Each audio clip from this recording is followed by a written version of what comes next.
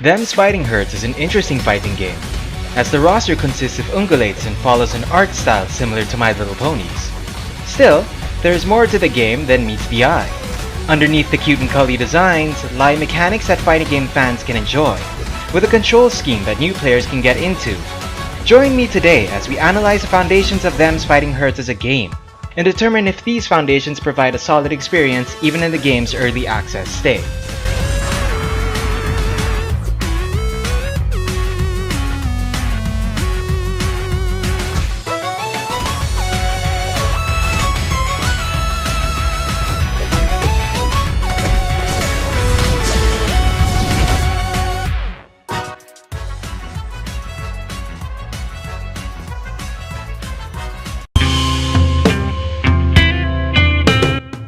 What originally started as a joke in a pony forum turned into a fan-made fighting game. My Little Pony, Fighting is Magic. The game at that time featured the 6 main characters of the show: Pinkie Pie, Fluttershy, Rainbow Dash, Applejack, Rarity, and Twilight Sparkle. My Little Pony Fighting is Magic was originally designed with a 2D Fighter Maker 2002 engine. By the time the game was displayed in a demo booth at EVO 2012, the developers of the game, Main 6, have presented a smooth fighting game that Bronies and non-Bronies could enjoy. Unfortunately, further development of the game ended in 2013, when Hasbro filed a cease and desist order on Main 6 in order to protect the My Little Pony brand. After Main 6 ceased development, the creator of My Little Pony Friendship is Magic, Lauren Faust, contacted the team, telling them that she designed new characters for them to continue the project under a new IP. In addition to that, Lab Zero Games, the developers of Skullgirls, gave Main 6 free use of the Z engine after the latter's Indiegogo crowdfunding success. Main 6 was able to continue the project, originally under the title Fighting is Magic, to release their game, Them's Fighting Herds, in early access on Steam. Before proceeding through with the rest of the video, there are a couple of things that need to be noted. 1. Since Them's Fighting Herds is in early access, there are game elements that will be prone to change, and as of this uploading, Story Mode and Survival Mode have not yet been implemented.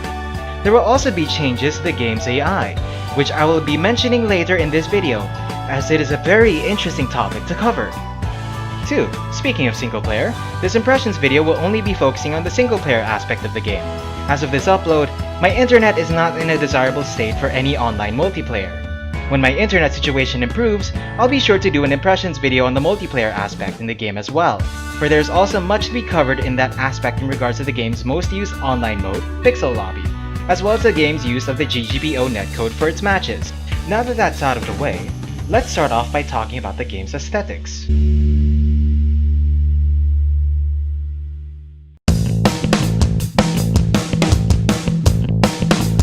Inspired by Friendship is Magic, the game follows the same art style of the show, especially with Lauren Faust as the game's art designer. Each character has their own default stage, with varying weather and daytime. The art style is simply stunning, and it's an amazing experience watching the smooth animations of the characters at 60 FPS, which is easy to do since this game has low system requirements, so it can even run on an old laptop. In addition to that, Them's Fighting Herds has the most impressive soundtrack in a fighting game in this day and age, not just because of the stage themes, but because of the dynamic music system in the game. As the name implies, it is a system that modifies a track depending on certain conditions. In this case, a stage theme is modified depending on which character is winning the round, and if that character is at match point. Considering that there are currently 6 characters in the game, and that there is also the regular version of a stage theme as well as an idle version that is used for training mode, there are about 14 versions for just one track, except for the training room theme, which only has 2 versions. Even the character selection track varies depending on who is selected and what side they're on when they're selected. Here's a taste.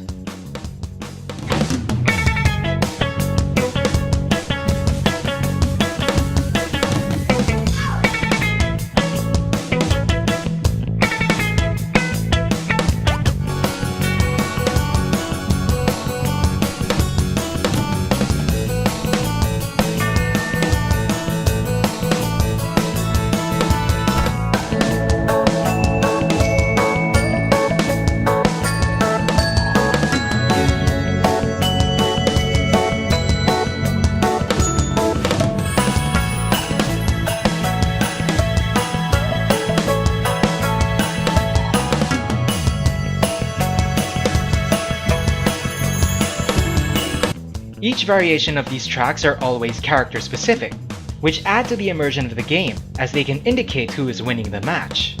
You'll almost always want to have your headphones on to enjoy the music as you fight. Obviously, aesthetics aren't enough, as any game will fall in its face if it doesn't have solid mechanics. So let's see what Them's Fighting Herds provides us to lay the smackdown on our opponents.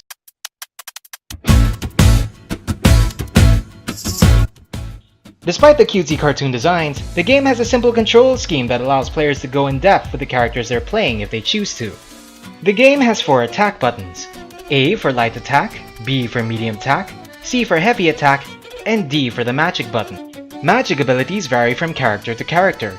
Some abilities use a bar of meter from the magic gauge, or some abilities give you meter for your magic gauge. The beauty of the magic system is that it's a simple way of making characters become unique, while still making them accessible, which can draw in new players and fighting game veterans alike. This need for the characters to be unique is especially important, considering that as of this upload, there are only 6 playable characters. Throws are done by pressing the B and C buttons together. If you're holding back while pressing the B and C buttons together, you'll throw them backwards. Opponents can tech out of a throw by pressing the B and C buttons as well as they're grabbed. Pressing down forward in C can launch your opponent into the air for an air combo, while pressing forward in A can do an anti-air attack. Super attacks cost 1 bar of meter from the super gauge, and can be done by performing a quarter circle forward motion with 2 attack buttons. This can then be followed up by a level 2 super, which not only deals additional damage, but also powers up a character one way or another. The game uses a juggle decay system to ensure that combos don't make fights one-sided. The juggle decay bar is the small thin bar just below the health bar. It starts with 0 juggle decay and eventually fills up to a maximum of 380 juggle decay, as more attacks are used in a combo. The more juggle decay a character has, the heavier they become, thus eventually falling to the ground. This doesn't just apply to air combos, this also applies to ground combos as well. Characters with full juggle decay can't stand for long and eventually start to fall to the ground. This was designed to make sure that infinite combos of any sort cannot be made. If a move that applies a hard knockdown on an opponent is used while the juggle decay bar is full, the hard knockdown will become a soft knockdown, which means that an opponent can press a button to tech roll or dodge and wake up faster, at the cost of resetting the bar to 0. This makes players question how they should approach the fight. Do they want damage? Do they want the hard knockdown? What can they do to continue the offense after getting the hard knockdown to get decent damage out of it? Are they confident enough to continue the offense even if the opponent tech rolls? Knowing how to find the sweet spot between damage and setups makes the difference between a loss and a win. The juggle decay system then becomes a mechanic that introduces new players to the strategies involved in fighting games. So with all of these offensive mechanics, how does the defender stand a chance of turning the tide? While you can block by just holding back, be it standing, crouching, or in the air, just like any other fighting game, there are 3 more universal defensive options available at your fingertips as well. Instant blocking is done by holding back just as your opponent is about to connect. You'll know you performed an instant block if your character is flashing white as they're blocking. While this is a technique that takes practice with timing, being able to instant block an attack grants you meter for your super gauge, negates chip damage of special attacks, and allows your character to recover from their blocking state faster by 3 frames of standing and 6 frames of in the air, which allows you to punish attacks that are not usually easy to punish when blocked normally. Push blocking is another defensive technique that can be done by pressing 2 attack buttons while blocking. As the name implies, the opponent is pushed back at a certain distance when their attack connects with the defender while the latter is blocking. Be warned though, there will be some players waiting for a push block so they can punish you, so be sure to use them sparingly. Cross counter is the last defensive option in the game. This can be done by pressing forward into attack buttons while blocking. Note that this technique will use half of your super meter, but this lets a character temporarily become invincible and throw out an attack that knocks back an opponent. This technique is useful when your opponent is very aggressive and you can't find any punish for his attacks. The good thing is that you'll be able to see what options are available for all characters by going to the command list, with instant blocking not being featured. Considering that blocking is such a basic feature in fighting games, there's a good chance you'll find out about instant blocking early on if you're lucky, so this isn't much of an issue. Even without a full launch, the depth, intricacies, and nuance of the mechanics currently present show how far Main 6 has come as developers. Learning about the mechanics of fighting games they enjoyed, they expanded upon those ideas, innovated, and made a fresh fighting game experience for anyone willing to get into the meat and bones of this fighting grind. Usually in a fighting game, the game has a huge roster to accommodate different playstyles and interests of players. This begs the question as to how different playstyles can be accommodated with just a roster of 6 characters. So let's take a look at the current roster.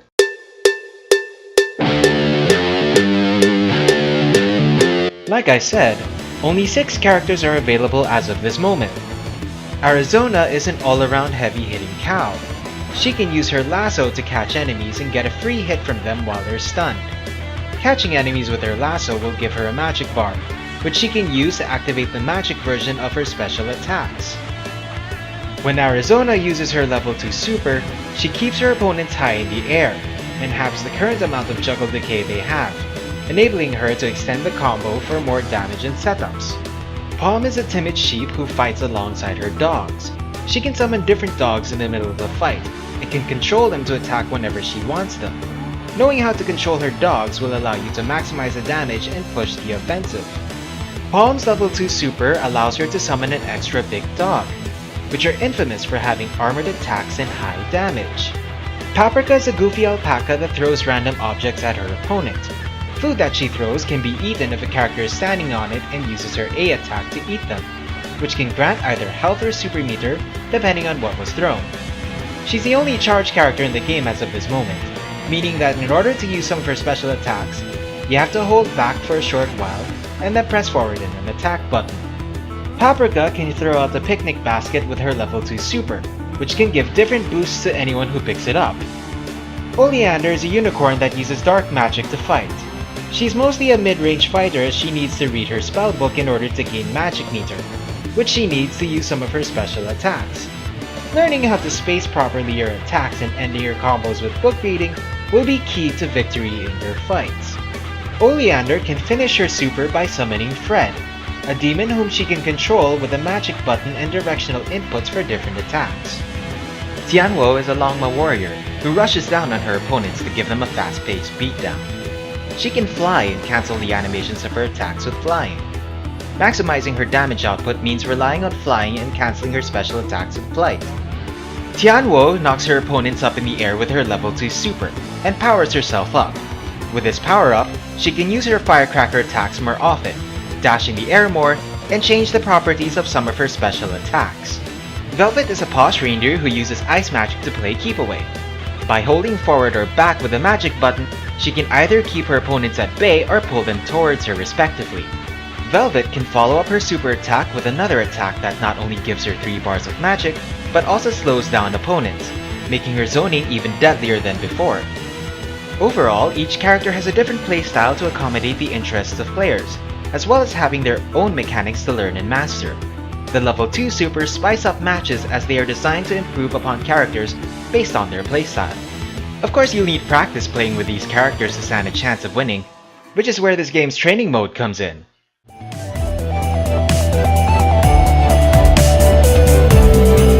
Training modes have been a staple feature in fighting games in recent history, and Them's Fighting Herds is no exception. Most of the options in training mode had originated from Skullgirls, with a plateau of options being available to tinker with to create specific situations you want to deal with. A common feature in training mode you'll want on is the attack data in hitboxes.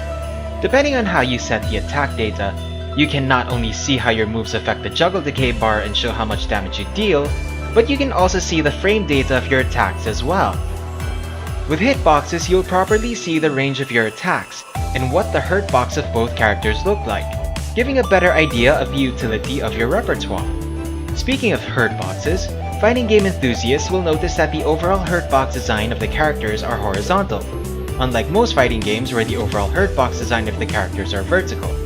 As a result, attacks reach characters faster, cross-ups are easier to pull on an opponent, and low profiling is more consistent. Most people would often take this for granted, but by intentionally designing the hurt boxes to be horizontal, Main 6 created a fighting game that requires a methodical approach, and adds an additional layer of difficulty in matches. Another option available in training mode is slowing down the speed of the game. This lets you see step by step the movements of you and your opponent. Tinkering with the options, you'll realize that you can create certain scenarios for you to overcome, especially say if you're having a hard time dealing with a certain tactic and you need to learn how to counter it. Now you'll probably ask, how can I start doing combos with a character? And the answer to that question would be using the combo trials in the game's training mode.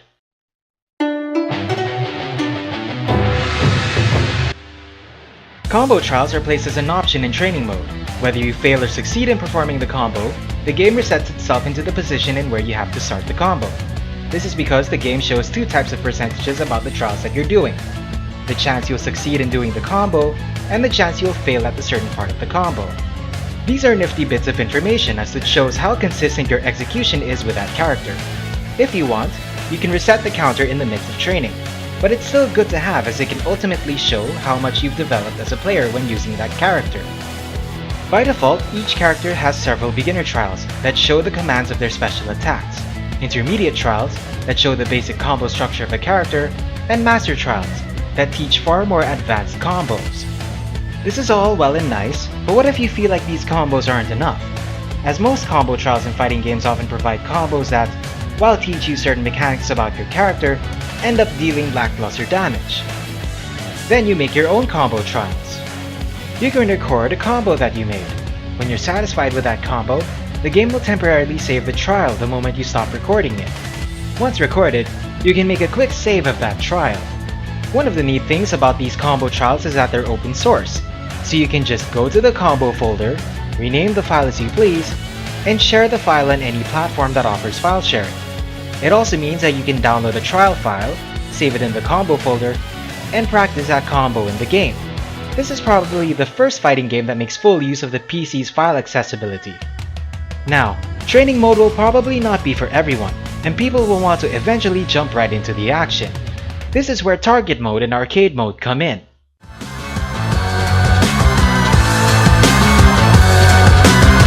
Target mode is a game mode where the objective is to clear all the targets as fast as you can. Each character has 3 target stages with varying difficulty and various challenges to clear. Take note that all characters will be facing right. This is designed in case you have remaining targets on the left while having several targets on the right. Being fast isn't enough though, as the best way to increase the rating of the stage clear is to complete all the challenges in those stages. The layout remains the same though, so it's only a matter of practice before getting a perfect clear.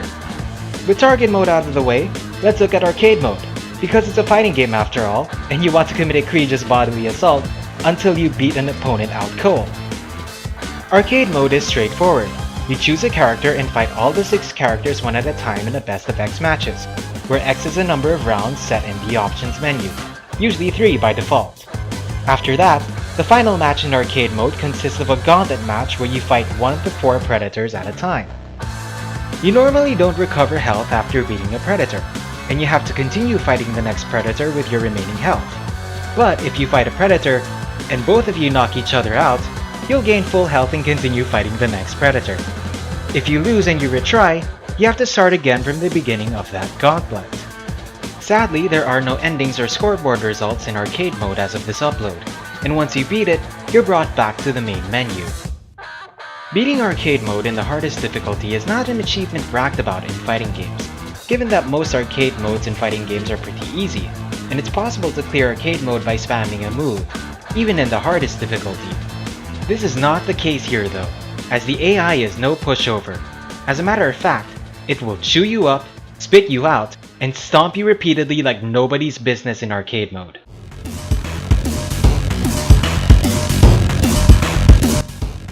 This game has probably one of the toughest AI I've ever played against in a fighting game. This is because Main 6 designed active learning AI. The AI won't do much at the start, and their attacks can be dealt with accordingly. As the fight goes on though, the AI will pick up on habits or tactics that you use, and find ways to counter your strategies. Inexperienced players will probably have a tough time clearing arcade mode in normal mode, but fighting game enthusiasts will have an easier time in normal mode since they have some form of experience. Things shake up when you start playing in unfair mode, the hardest difficulty in the game, as the programming is at its most prominent. To put it simply, no run in arcade mode is ever the same. Even if you improve by getting rid of bad habits and finding new strategies, the AI will pick up on your new tactics and counter accordingly. In a lot of instances, fighting against other players was the only way to improve upon your skills, because the AI in most fighting games never push you to improve as they're oftentimes too easy. This is not the case here.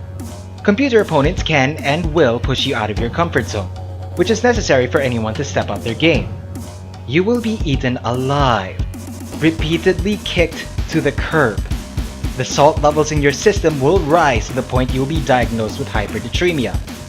But by the end of the day, it will be all worth it. Overcoming these changes will give the greatest sense of pride and accomplishment.